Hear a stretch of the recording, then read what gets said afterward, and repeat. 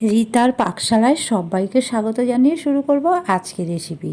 আজকে আমি তোমাদেরকে একদম অনুষ্ঠান বাড়ির মতো দই কাতলার রেসিপিটা করে দেখাবো। এখানে কিছু মশলা অ্যাড করেছি, যার জন্য এই দই কাতলার স্বাদ অনেক বেড়ে যাবে। আর দেখতে থাকো তোমরা পুরো রেসিপিটা, কিভাবে আমি এই রেসিপিটা বানালাম।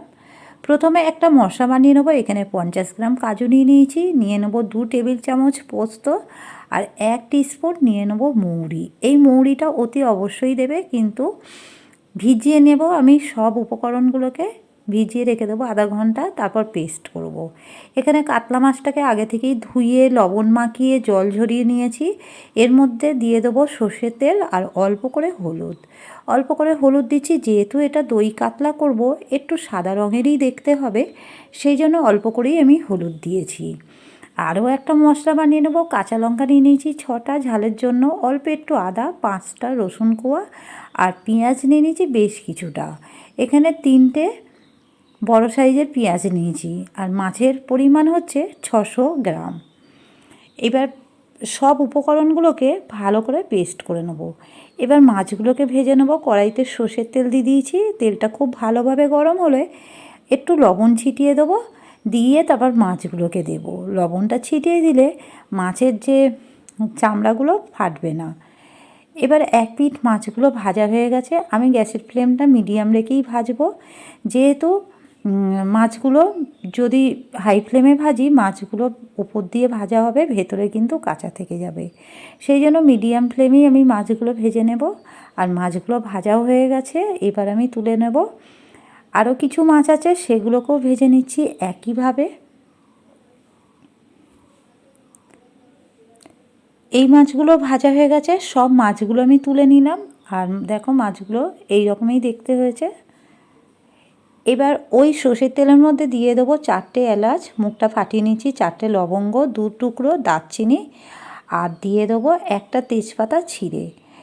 মশলাটা দিয়ে সুন্দর একটা ফ্লেভার আসলে এবার এখানে পেস্ট করা মশলা দিয়ে দেবো। পেঁয়াজ, আদা, রসুন, কাঁচা লঙ্কা।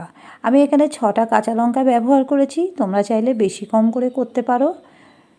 আর মশলাটাকে কিন্তু খুব ভালো করে আমি ভেজে নেব, যাতে মশলার কাঁচা গন্ধটা চলে যায়। দেখো লাল লাল করে আমি মশলাটাকে সুন্দরভাবে ভেজে নিয়েছি।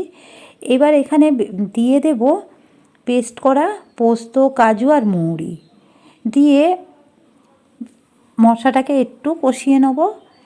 আর ওই মিক্সিং জারে বাটি ধুয়ে বেশ কিছুটা জল দিয়ে দেবো, দিয়ে মশলাটাকে খুব ভালো করে কষিয়ে নেব। আর এবার যে দই কাতলার জন্য মেন উপকরণ দই।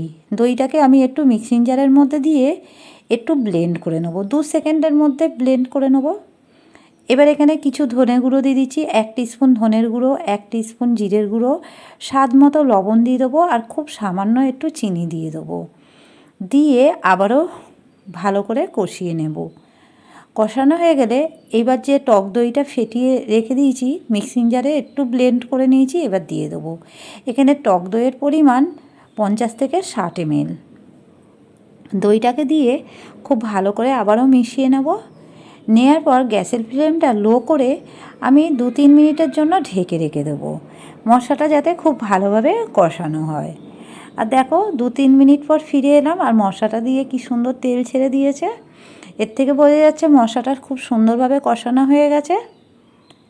এবার আমি এখানে পরিমাণ মতো জল দিয়ে দেবো, যে যেমন গ্রেভি রাখবে সেই মতো জল দিতে হবে। আমি এখানে দেখো মিডিয়াম একটা গ্রেভি রাখবো, সেই জন্য জল দিয়ে দিয়েছি। আর গ্রেভিটা ফুটে উঠলে ভাজা মাছগুলো দিয়ে দেবো। ভাজা মাছগুলোকে দিয়ে একটু নেড়ে ঢেকে রেখে দেবো 6 থেকে 7 মিনিটের জন্য। এই সময় গ্যাসের ফ্লেমটা মিডিয়াম টু লো রেখে দেবো। 6-7 মিনিট পর ফিরে এলাম। এবার মাছটাকে একটু নেড়ে দেবো। গ্যাসের ফ্লেমটা এবার একদম লো রেখে দেবো। লো রাখার পর এখানে 4টে কাঁচা লঙ্কা চিড়ে দিয়ে দিয়েছি, আর 1/2 টিস্পুন ঘি দিয়েছি। এটি অতি অবশ্যই দেবে, তাহলে কিন্তু মাছের স্বাদটা অনেক বেড়ে যাবে। দিয়ে আমি একটু নেড়ে নেব। নেড়ে নিয়ে আবারও আমি ঢাকা দিয়ে রেখে দেবো গ্যাসের ফ্লেমটা অফ করে। 5-6 মিনিট রেখে দেওয়ার পর তারপরে আমি পরিবেশন করব। আর এখানে দই কাতলার মধ্যে অবশ্যই একটু ঘি আর মৌরিটা অবশ্যই দেবে, তাহলে কিন্তু দই কাতলার স্বাদটা অনেকটা বেড়ে যাবে।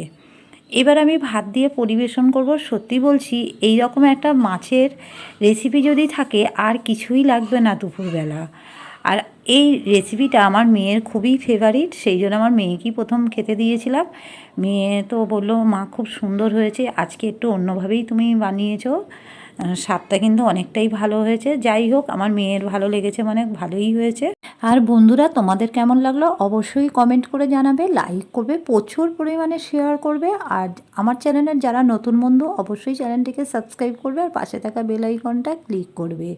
আর যেসব বন্ধুরা ফেসবুক থেকে দেখছো অবশ্যই পেজটিকে ফলো করো।